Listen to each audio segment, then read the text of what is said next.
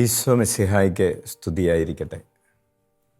പ്രിയപ്പെട്ടവരെ, ഇന്ന് മെയ് 1 തൊഴിലാളികളുടെ മധ്യസ്ഥനായ വിശുദ്ധ യൗസേപ്പ് പിതാവിൻ്റെ തിരുനാൾ ആഘോഷിക്കുന്ന ദിവസം. വിവിധങ്ങളായ തൊഴിലിൽ ഏർപ്പെട്ടിരിക്കുന്ന എല്ലാവർക്കും ഈ ദിവസത്തിൻ്റെ എല്ലാ നന്മകളും ഏറ്റവും സ്നേഹത്തോടുകൂടെ നേരുന്നു. സഭയിൽ 10-ാം നൂറ്റാണ്ട് മുതൽ പരിശുദ്ധ കന്യകാമറിയത്തിൻ്റെ ഭർത്താവായ വിശുദ്ധ യൗസേപ്പ് പിതാവിൻ്റെ തിരുനാൾ എന്ന പേരിൽ മാർച്ച് 19-ാം തീയതി വിശുദ്ധ യൗസേപ്പ് പിതാവിൻ്റെ തിരുനാൾ ആഘോഷിച്ചു തുടങ്ങിയതാണ്. എന്നാൽ 1955 12-ാം പിയൂസ് മാർപ്പാപ്പ തൊഴിലാളി ദിനമായ മെയ് 1 തൊഴിലാളികളുടെ മധ്യസ്ഥനായ വിശുദ്ധ യൗസേപ്പ് പിതാവിൻ്റെ തിരുനാൾ, the feast of saint Joseph the worker എന്ന തിരുനാൾ ആഘോഷിക്കാൻ തുടങ്ങിയത്. അപ്പോൾ തൊഴിലാളികളുടെ മധ്യസ്ഥനായ വിശുദ്ധ യൗസേപ്പ് പിതാവിൻ്റെ തിരുനാൾ സഭയിൽ ആഘോഷിക്കാൻ തുടങ്ങിയിട്ട് ഇപ്പോൾ 69 വർഷമായി. വിശുദ്ധ യൗസേപ്പ് പിതാവും ഈശോയും തൊഴിലാളികളായിരുന്നു. തൊഴിൽ ചെയ്തുകൊണ്ട് അവർ തൊഴിലിനെ വിശുദ്ധീകരിച്ചു.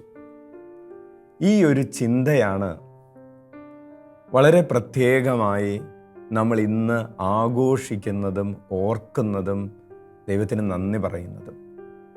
വിവിധങ്ങളായ തൊഴിലിൽ ഏർപ്പെട്ടുകൊണ്ടിരിക്കുന്ന ആളുകളുണ്ട്.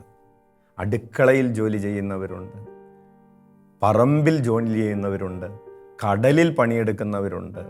അങ്ങനെ എല്ലാ മേഖലകളിലും കൈത്തൊഴിൽ ചെയ്തുകൊണ്ട്, കഠിനാധ്വാനം ചെയ്തുകൊണ്ട്, ശരീരം കൊണ്ട് കഠിനമായി അധ്വാനിച്ച് ജീവിതം മുന്നോട്ട് കൊണ്ടുപോകുന്ന തൊഴിലാളികളായ ഫാക്ടറികളിൽ ജോലി ചെയ്യുന്നവരുണ്ട്. വളരെ പ്രത്യേകമായി ഈ തൊഴിലാളി ദിനം തന്നെ ആചരിക്കാനായിട്ട് തുടങ്ങിയത് ഫാക്ടറികളുമായി ബന്ധപ്പെട്ടാണ്. ഫാക്ടറികളിൽ തൊഴിലാളികൾക്ക് ആവശ്യത്തിന് സംരക്ഷണം ലഭിക്കാത്ത ഒരു കാലഘട്ടമുണ്ടായിരുന്നു. അവർക്ക് ന്യായമായ വേതനം ലഭിക്കാത്ത ഒരു കാലഘട്ടമുണ്ടായിരുന്നു. അപ്രകാരമൊക്കെയുള്ള ഒരു പശ്ചാത്തലത്തിൽ വിവിധങ്ങളായ തൊഴിൽ ചെയ്യുന്നവർക്ക് അവരെ ആദരിക്കുന്നതിന് വേണ്ടി അവർ ചെയ്യുന്ന ജോലികൾ, തൊഴിലുകൾ മനുഷ്യദൃഷ്ടിയിൽ ചെറുതാണ് എങ്കിൽ പോലും അതിന് ഒരു മഹത്വമുണ്ട്, അതിലൊരു വിശുദ്ധിയുണ്ട് എന്നൊക്കെ ആവർത്തിച്ച് പ്രഖ്യാപിക്കുന്നതിന് വേണ്ടിയാണ് നമ്മൾ ഇന്ന് ഈ തിരുനാൾ ആഘോഷിക്കുന്നത്. തൊഴിലാളിയായ വിശുദ്ധ യൗസേപ്പ് പിതാവിന് നൽകപ്പെടുന്ന ആദരവ് എല്ലാ തൊഴിലാളികൾക്കും നൽകപ്പെടുന്ന ഒരാദരവാണ്. അച്ഛൻ ആവർത്തിക്കട്ടെ. തൊഴിലാളിയായ വിശുദ്ധ യൗസേപ്പ് പിതാവിന് നൽകപ്പെടുന്ന ആദരവ് ജീവിതത്തിൻ്റെ വിവിധ തുറകളിലുള്ള ഓരോ തൊഴിലിലും ഏർപ്പെടുന്ന എല്ലാ മനുഷ്യർക്കും നൽകപ്പെടുന്ന ആദരവാണ്. നമുക്കറിയാം, സ്വർഗത്തിൽ പരിശുദ്ധ അമ്മ കഴിഞ്ഞാൽ ഏറ്റവും അധികം ആദരിക്കപ്പെടുന്നത് വിശുദ്ധ യൗസേപ്പ് പിതാവാണ്. പരിശുദ്ധ അമ്മ കഴിഞ്ഞാൽ ഏറ്റവും അധികം ആദരിക്കപ്പെടുന്ന വിശുദ്ധ യൗസേപ്പ് പിതാവാണ്. ആ വിശുദ്ധൻ ഒരു തൊഴിലാളിയാണ് എന്നത് വിവിധങ്ങളായ തൊഴിൽ ചെയ്യുന്ന തൊഴിലാളികളായ എല്ലാവർക്കുമുള്ള ഒരു അംഗീകാരവും ഒരു പ്രത്യാശയുമാണ്. എന്തായിരുന്നു വിശുദ്ധ യൗസേപ്പ് പിതാവ് ചെയ്ത ഏറ്റവും വലിയ ജോലി? ജോൺ പോൾ 2 മാർപ്പാപ്പ വിശുദ്ധ യൗസേപ്പ് പിതാവിൻ്റെ ജോലിയെക്കുറിച്ച് പറയുന്നത് ഇങ്ങനെയാണ്: saint Joseph had the important task of raising Jesus, that is feeding, clothing and educating him in the law and in a trade, in keeping with the duties of a father. യൗസേപ്പ് പിതാവിനുണ്ടായിരുന്ന ഏറ്റവും വലിയ ജോലി എന്ന് പറയുന്നത് ഈശോയെ വളർത്തുക എന്ന ജോലിയായിരുന്നു. പ്രിയപ്പെട്ടവരെ, ഈശോയെ വളർത്തുക എന്ന് പറഞ്ഞാൽ ഈശോയ്ക്ക് ഭക്ഷണം നൽകുക, ഈശോയ്ക്ക് ഉടുക്കാൻ കൊടുക്കുക, ഈശോയെ നിയമം പഠിപ്പിക്കുക, ഈശോയെ പണി പഠിപ്പിക്കുക, അങ്ങനെ ഈശോ എല്ലാ തരത്തിലും വളർത്തുക എന്ന ജോലി. ലൂക്കായുടെ സുവിശേഷം 2-ാം അധ്യായം 51-ാമത്തെ തിരുവചനം, അതിൻ്റെ പശ്ചാത്തലം ഇങ്ങനെയാണ്. 12 വയസ്സുള്ള ഈശോ മാതാപിതാക്കളോടൊപ്പം തിരുനാളിന് ദേവാലയത്തിൽ പോയി. വിശുദ്ധ യൗസേപ്പിതാവും മറിയവും തിരിച്ചു പോരുന്നുവെങ്കിലും ഈശോ അവരോടൊപ്പം ചേർന്നില്ല. ഈശോയെ കാണാതെയാവുന്നു, ഈശോയെ അന്വേഷിക്കുന്നു. 3-ാം ദിവസം ഈശോയെ ദേവാലയത്തിൽ വെച്ച് കണ്ടുകിട്ടുന്നു.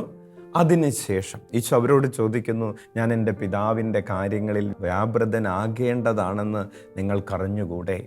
അതിനുശേഷം നമ്മൾ വായിക്കുകയാണ്, ഈശോ അവരോടൊപ്പം പോയി അവർക്ക് കീഴ്വഴങ്ങി ജീവിച്ചു എന്ന്.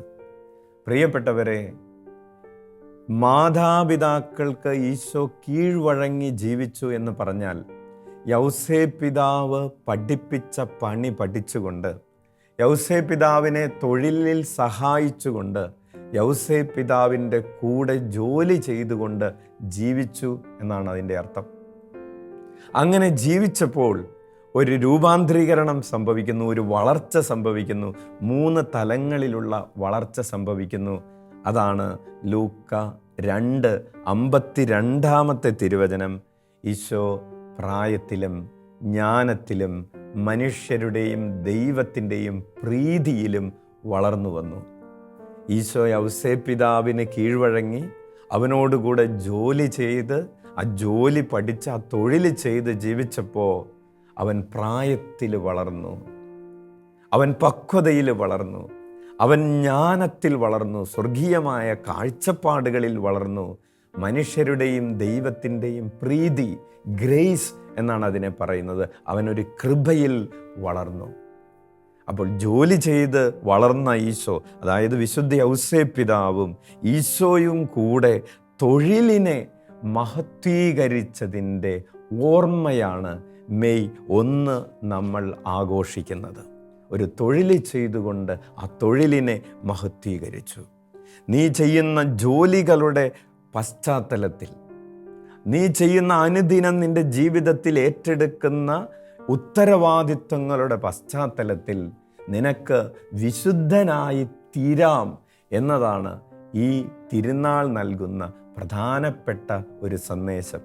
ഒരടുക്കളയിൽ ഒരമ്മ രാവിലെ മുതൽ രാത്രി വരെ അധ്വാനിച്ച് തൻ്റെ കുടുംബത്തെ പോറ്റുന്നതിന്, ഭക്ഷണം വിളമ്പുന്നതിന്, മക്കളുടെ കാര്യങ്ങൾ നോക്കുന്നതിന് അവൾ അടുക്കളയിലും അലക്കുകല്ലിൻ്റെ അടുത്തുമൊക്കെ ആയിട്ട് ജീവിതം ചെലവഴിച്ച് അവൾ വിശുദ്ധയായി തീരുകയാണ്. അല്ലെങ്കിൽ നീ ചെലവഴിക്കുന്ന ആ സമയം, നീ ചെയ്യുന്ന ആ ജോലി നിന്നെ വിശുദ്ധയാക്കാൻ പര്യാപ്തമാണ് എന്നാണ് ഈ ദിവസം നമ്മോട് പറയുന്നത്. Hallelujah, hallelujah. അതുകൊണ്ടാണ് ലയോ 12 മാർപ്പാപ്പ ഈ തിരുനാൾ പ്രഖ്യാപിച്ചുകൊണ്ട് പറഞ്ഞത്, മുതലാളികളും തൊഴിലാളികളും വിശുദ്ധ യൗസേപ്പിതാവിൽ നിന്ന് പഠിക്കട്ടെ. ഇത് തൊഴിലാളികൾക്ക് വേണ്ടി മാത്രമുള്ള ഒരു തിരുനാളല്ല. വിശുദ്ധ യൗസേപ്പിതാവ്, ജോലി ചെയ്യുന്ന വിശുദ്ധ യൗസേപ്പിതാവ് മുതലാളികൾക്ക് മാതൃകയാണ്, തൊഴിലാളികൾക്ക് മാതൃകയാണ്. മുതലാളികൾ എന്താണ് യൗസേപ്പിതാവിൽ നിന്ന് പഠിക്കേണ്ടത്? ഈ ഭൂമിയിൽ ഒരാൾക്ക് ലഭിക്കാവുന്ന ഏറ്റവും വലിയ നന്മ എന്താണെന്ന് മുതലാളികൾ പഠിക്കണം. കാരണം ഈ ജോലി ചെയ്യുമ്പോൾ യൗസേപ്പിതാവിൻ്റെ ലക്ഷ്യം സ്വന്തം സ്വാർത്ഥ താല്പര്യങ്ങളല്ല, ഈശോയെ വളർത്തണമെന്നതാണ് യൗസേപ്പിതാവിൻ്റെ താല്പര്യം. എനിക്ക് വിശുദ്ധനായി തീരണം, പൂർണ്ണത പ്രാപിക്കണം, ഈശോ എന്നിൽ വളരണം എന്ന ലക്ഷ്യം വെച്ചുകൊണ്ട് യൗസേപ്പിതാവ് ജോലി ചെയ്തതുപോലെ മുതലാളികൾ തങ്ങളുടെ ബിസിനസ് നടത്തട്ടെ, ഫാക്ടറി നടത്തട്ടെ, തങ്ങളുടെ അണ്ടർടേക്കിംഗ്, തങ്ങളുടെ ഏത് കാര്യവും ഇപ്രകാരമുള്ളൊരു ലക്ഷ്യം വെച്ചുകൊണ്ട് നടത്തട്ടെ. പാപ്പ പറഞ്ഞു, തൊഴിലാളികൾ എന്താണ് പഠിക്കേണ്ടത്?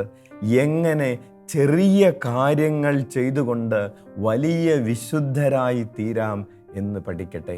മുറ്റമടിച്ചുകൊണ്ട്, പാത്രം കഴുകിക്കൊണ്ട്, വയക്ക് മിഷൻ ഉപയോഗിച്ച് ഭൂമി ക്ലീൻ ചെയ്തുകൊണ്ട്, കടലിൽ പോയി മീൻ പിടിച്ചുകൊണ്ട്, ഒരു വണ്ടി ഓടിച്ചുകൊണ്ട്, ഒരു ഡ്രൈവർ ജോലി ചെയ്തുകൊണ്ട്, ഒരു ക്ലീനിങ് ജോലി ചെയ്തുകൊണ്ട്, അങ്ങനെ ചെറിയ ചെറിയ ജോലികൾ ചെയ്തുകൊണ്ട് പോലും വലിയ വിശുദ്ധരായി തീരാമെന്ന് തൊഴിലാളികൾ പഠിക്കട്ടെ. പ്രിയപ്പെട്ടവരെ, യൗസേപ്പ് പിതാവ് ദാവീദിൻ്റെ വംശത്തിൽ പിറന്നവനാണ് എന്നാണ് നമ്മൾ പഠിക്കുന്നത്. ദാവീദിൻ്റെ വംശമെന്ന് പറയുന്നത് രാജകീയ വംശമാണ്. ഈ രാജകീയ വംശത്തിൽ പിറന്ന യൗസേപ്പ് പിതാവ് ഒരു തച്ചൻ്റെ ജോലി ചെയ്യുന്ന മനുഷ്യനായി ജീവിച്ചു. ലിയോ 12 മാർപ്പാപ്പ പറയുകയാണ്, ഈശോ ദൈവത്തിൻ്റെ രൂപത്തിലായിരുന്ന ഈശോ ദൈവവുമായിട്ടുള്ള സമാനത നിലനിർത്തേണ്ട കാര്യമായി പരിഗണിക്കാതെ മനുഷ്യരൂപമെടുക്കുകയും ഒരു ദാസനെ പോലെ കാണപ്പെടുകയും ചെയ്തതുപോലെ ഈശോയെ അനുകരിച്ചുകൊണ്ട് ദാവീദിൻ്റെ വംശത്തിൽ, ആ രാജകീയ വംശത്തിൽ പിറന്ന യൗസേപ്പ് പിതാവ് ചെറിയൊരു ജോലി ചെയ്തുകൊണ്ട് തൻ്റെ കുടുംബത്തെ പോറ്റുകയും മുന്നോട്ട് നയിക്കുകയും ചെയ്തു. ലോകത്തിന് മുഴുവൻ നിത്യജീവൻ്റെ അപ്പമായി തീരാനുള്ള ഈശോയ്ക്ക് അപ്പം കൊടുക്കാനുള്ള ഭാഗ്യമാണ് തൊഴിലാളിയായ യൗസേപ്പ് പിതാവിന് ലഭിച്ചത്. അച്ഛൻ സ്നേഹപൂർവ്വം ആവർത്തിക്കട്ടെ, ലോകത്തിന് മുഴുവൻ ഈശോ അപ്പമായി മാറി. പക്ഷേ ഈ ഈശോയ്ക്ക് അപ്പം കൊടുക്കാനുള്ള പുണ്യം കിട്ടിയത് യൗസേപ്പ് പിതാവിനാണ്. ലോകത്തിന് മുഴുവൻ ധരിക്കാനുള്ള പുതിയ മനുഷ്യനായ വസ്ത്രമായി ഈശോ മാറി. പക്ഷേ ഈ ഈശോയ്ക്ക് ധരിക്കാനുള്ള വസ്ത്രം, ഈ ഈശോയ്ക്ക് ധരിക്കാനുള്ള വസ്ത്രം കൊടുക്കാനുള്ള സൗഭാഗ്യം കിട്ടിയത് യൗസേപ്പ് പിതാവിനാണ്. എല്ലാ ജോലികളും പ്രിയപ്പെട്ടവരെ സുഹൃതം കൊണ്ടലങ്കരിച്ചാൽ അത് മനോഹരമായി മാറും. നീ ചെയ്യുന്ന ചെറുതോ വലുതോ ആയിട്ടുള്ള ഏതു ജോലിയും, ചെറിയ ജോലികൾ തന്നെ എടുക്കുക, ഏതു ജോലിയും നീ സുഹൃതം കൊണ്ട്, പുണ്യം കൊണ്ട് അലങ്കരിച്ചാൽ അത് അഭിമാനത്തിന് വകയായി മാറും.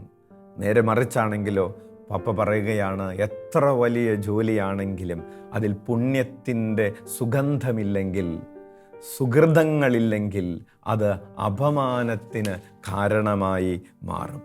Hallelujah, hallelujah, hallelujah.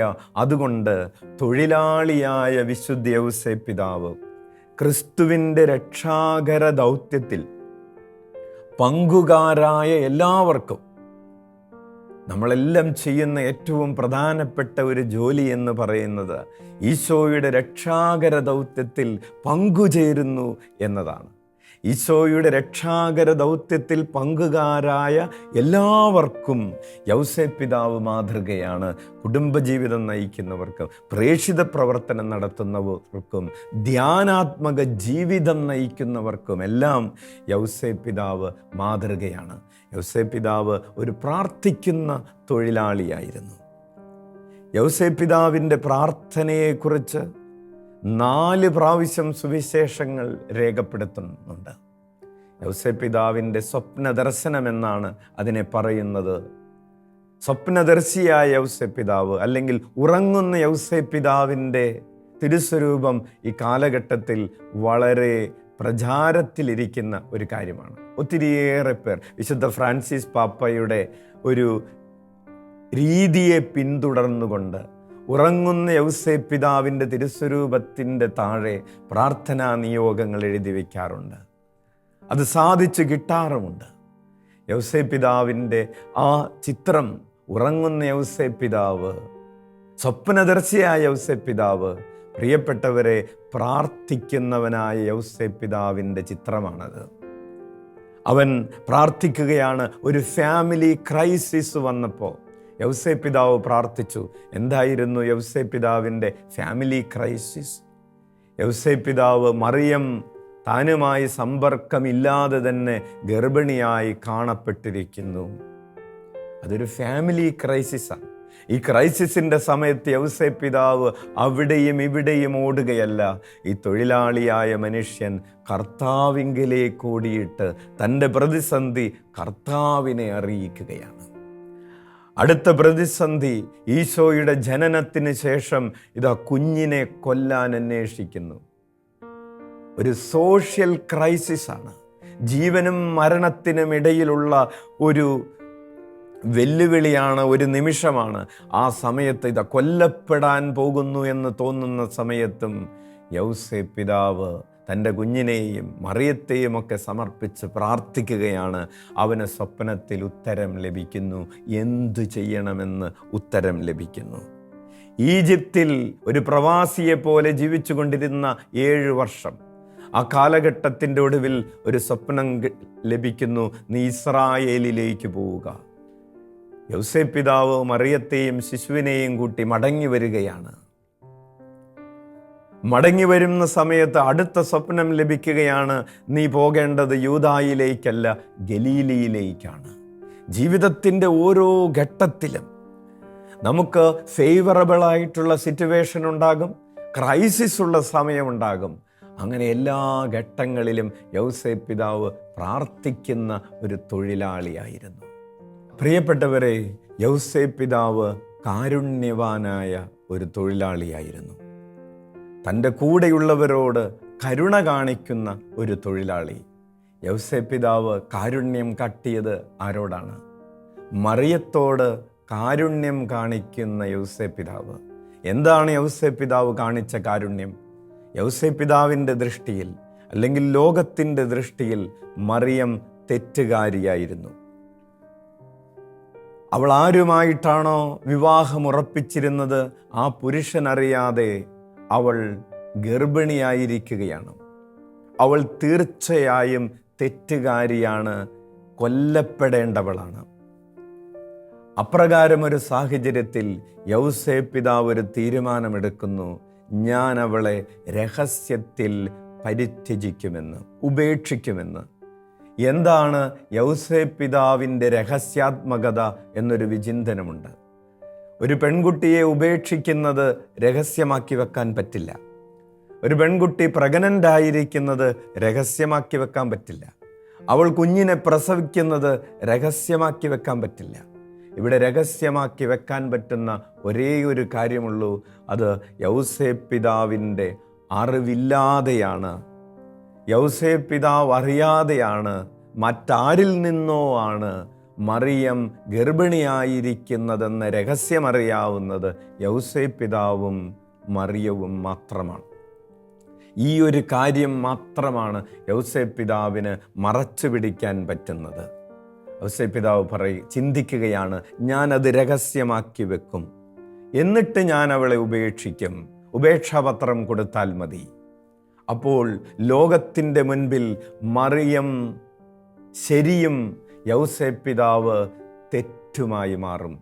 ഈ തെറ്റിൻ്റെ ഉത്തരവാദിത്വം, മറിയത്തിൻ്റെ പാപത്തിൻ്റെ ഉത്തരവാദിത്വം മുഴുവൻ യൗസേപ്പ് പിതാവിൻ്റെ തലയിൽ വന്ന് വീഴും.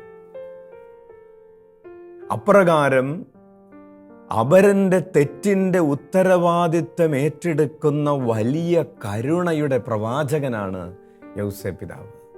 യൗസേപ്പ് പിതാവിൻ്റെ ചിന്തയാണ്, അവൾ ചെയ്ത തെറ്റിന് ഞാൻ പരിഹാരം ചെയ്യും, അല്ലെങ്കിൽ അവളുടെ തെറ്റ് ഞാൻ ഏറ്റെടുക്കും, എന്നിട്ട് അവളെ സംരക്ഷിക്കും.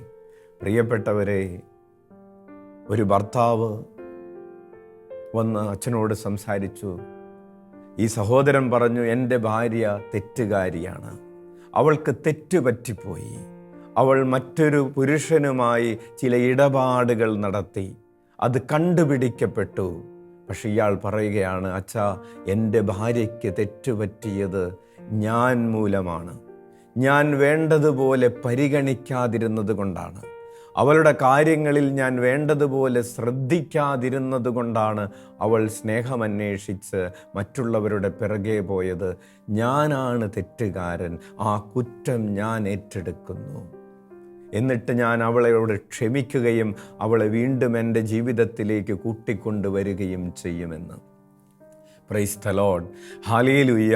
പ്രിയപ്പെട്ടവരെ, സ്വയം തെറ്റ് ചെയ്യുമ്പോഴും അപരനെ തെറ്റുകാരനായി ലോകത്തിൻ്റെ മുൻപിൽ അവതരിപ്പിക്കാനുള്ള മനുഷ്യൻ്റെ പ്രവണതകളുടെ മുൻപിൽ യൗസേപ്പ് പിതാവ് നിന്നിട്ട് പറയുകയാണ്, അവളുടെ തെറ്റ് ഞാൻ ഏറ്റെടുക്കുന്നു, ആ കുറ്റം ഞാൻ ഏറ്റെടുക്കുന്നു.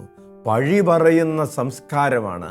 എപ്പോഴും അപരന് നേരെ വിരൽ ചൂണ്ടി നീ തെറ്റ് ചെയ്തു, നീയാണിതിനൊക്കെ കാരണക്കാരി, നീയാണിതിനൊക്കെ കാരണക്കാരൻ എന്ന് പറയാൻ വെമ്പുന്ന ഹൃദയമുള്ള മനുഷ്യരാണ് നമ്മൾ. യൗസേപ്പ് പിതാവ് കരുണയുള്ളൊരു തൊഴിലാളിയായിരുന്നു. ഈ തൊഴിലാളി നന്മകളുടെ ക്രെഡിറ്റ് മുഴുവൻ അപരന് കൊടുക്കുകയും പരാജയത്തിൻ്റെ പഴി മുഴുവൻ സ്വയം ഏറ്റെടുക്കുകയും ചെയ്യുന്നു. അബ്ദുൽ കലാമിനെ കുറിച്ച് പറയുന്ന ഒരു സംഭവം അങ്ങനെയാണ്. ആ വ്യക്തിത്വത്തെക്കുറിച്ചുള്ളൊരു വ്യാഖ്യാനം ഇങ്ങനെയാണ്: എന്തെങ്കിലുമൊക്കെ പരീക്ഷണങ്ങൾ നടക്കുമ്പോൾ, പരീക്ഷണശാലകളിൽ വിജയമുണ്ടായി കഴിയുമ്പോൾ അബ്ദുൽ കലാം പറയുമായിരുന്നു, ഇതെല്ലാം നിങ്ങളുടെ പരിശ്രമം മൂലമാണ് ഇതെല്ലാം നടന്നത്. പക്ഷേ പരീക്ഷണങ്ങളിൽ എവിടെയെങ്കിലുമൊക്കെ പിഴവ് സംഭവിക്കുമ്പോൾ ആ പിഴവിൻ്റെ ഉത്തരവാദിത്വം മുഴുവൻ ഈ വലിയ മനുഷ്യൻ ഏറ്റെടുക്കുമായിരുന്നു. ക്രെഡിറ്റ് മുഴുവൻ അപരർക്ക് കൊടുക്കുകയും അതുപോലെ തന്നെ അതിൻ്റെ കുറവുകളുടെ ആ ഭാരം മുഴുവൻ സ്വയം ഏറ്റെടുക്കുകയും ചെയ്യുന്ന ഒരു കരുണയുണ്ട്. പ്രിയപ്പെട്ടവരെ, യൗസേപ്പ് പിതാവ് എന്ന് പറയുന്ന തൊഴിലാളി ദൈവഹിതമന്വേഷിക്കുകയും അതനുസരിക്കുകയും ചെയ്യുന്ന തൊഴിലാളിയായിരുന്നു. ഒരു തൊഴിൽ ചെയ്യുമ്പോൾ അല്ലെങ്കിൽ ഒരു തൊഴിലിൽ ഏർപ്പെടുമ്പോൾ ദൈവത്തോട് ആലോചന ചോദിക്കുകയാണ്. നമ്മൾ നേരത്തെ സൂചിപ്പിച്ചു, യൗസേപ്പ് പിതാവിനൊരു വലിയ പ്രോജക്റ്റ് ഉണ്ടായിരുന്നു. ഞാൻ സ്വയം കുറ്റമേറ്റെടുക്കും, മറിയത്തെ സംരക്ഷിക്കും. ഈ പ്രോജക്റ്റ് ദൈവത്തിന് സമർപ്പിച്ചു കഴിഞ്ഞപ്പോൾ ദൈവം പറഞ്ഞു, നിന്നെക്കുറിച്ചും നിൻ്റെ കുടുംബത്തെക്കുറിച്ചും അതിലും വലിയൊരു പദ്ധതി എനിക്കുണ്ട് എന്ന് പറഞ്ഞ് വെളിപ്പെടുത്തി കൊടുത്തപ്പോൾ സ്വന്തം പ്രോജക്റ്റ് മാറ്റിവെച്ച് ദൈവത്തിൻ്റെ പ്രോജക്റ്റ് ഏറ്റെടുക്കുന്ന ഒരു തൊഴിലാളിയാണ് യൗസേപ്പ് പിതാവ്. നീ ഇതുപോലെ നിൻ്റെ തൊഴിലിടങ്ങളിൽ എന്തു ജോലി ചെയ്യണം, എങ്ങനെ ജോലി ചെയ്യണം, എങ്ങനെ മുന്നോട്ട് പോകണം എന്ന നിൻ്റെ പ്രോജക്റ്റുകൾക്കുപരിയായി ദൈവം നിനക്ക് കാട്ടിത്തരുന്ന വഴികളിലൂടെ നീ സഞ്ചരിക്കുമോ? നിൻ്റെ കണക്കൂട്ടലുകൾ മാറ്റിവെച്ച് ദൈവത്തിൻ്റെ കണക്കുകൂട്ടലുകൾ നീ സ്വീകരിക്കുമോ? നീ ഇടത്തോട്ടോ വലത്തോട്ടോ തിരിയുമ്പോൾ പിറകിൽ നിന്ന് കർത്താവിൻ്റെ സ്വരം നീ ശ്രവിക്കും. യെശയ്യാ 30:20 നമ്മൾ വായിക്കുകയാണ്, അവിടുന്ന് നിനക്ക് കഷ്ടതയുടെ അപ്പവും ക്ലേശത്തിൻ്റെ ജലവും തന്നാലും നിൻ്റെ ഗുരു ഒരു നാളും നിന്നിൽ നിന്ന് മറഞ്ഞിരിക്കുകയില്ല. നീ ഇടത്തോട്ടോ വലത്തോട്ടോ തിരിയുമ്പോൾ പിറകിൽ നിന്ന് ഒരു സ്വരം ശ്രവിക്കും, ഇതാണ് വഴി, ഇതിലേ പോവുക.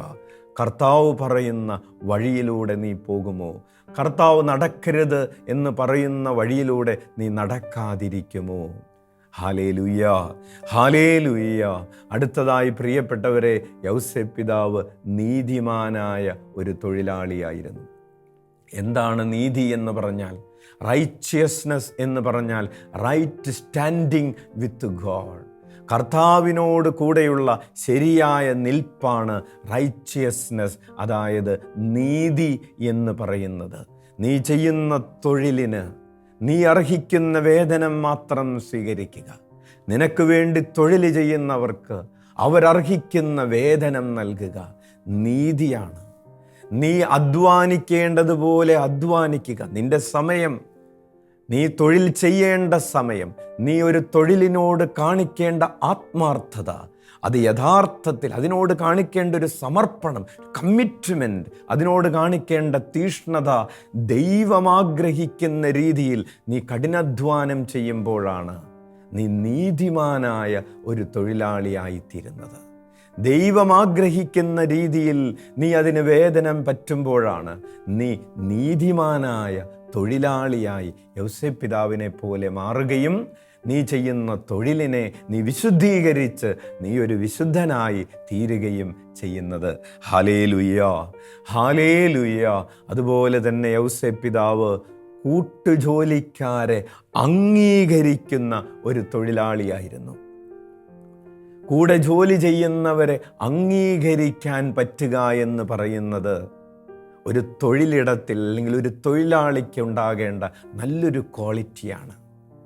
പ്രിയപ്പെട്ടവരെ, പലയിടങ്ങളിലും അച്ഛൻ കണ്ടിട്ടുണ്ട്, അല്ലെങ്കിൽ കേട്ടിട്ടുണ്ട്, മുകളിലുള്ളവർ അംഗീകരിക്കുന്നില്ല, കീഴെയുള്ളവർ അനുസരിക്കുന്നില്ല, ഒപ്പമുള്ളവർ ബഹുമാനിക്കുന്നില്ല, മാറ്റി നിർത്തുന്നു, ചെറുതാക്കി കളയുന്നു, കുറ്റം പറയുന്നു, അടിച്ചിരുത്താൻ നോക്കുന്നു എന്നൊക്കെയുള്ള പലതരത്തിലുള്ള കാര്യങ്ങൾ പലയിടങ്ങളിൽ ജോലി ചെയ്യുന്നവരുടെ ഇടയിൽ സംഭവിക്കാറുണ്ട്.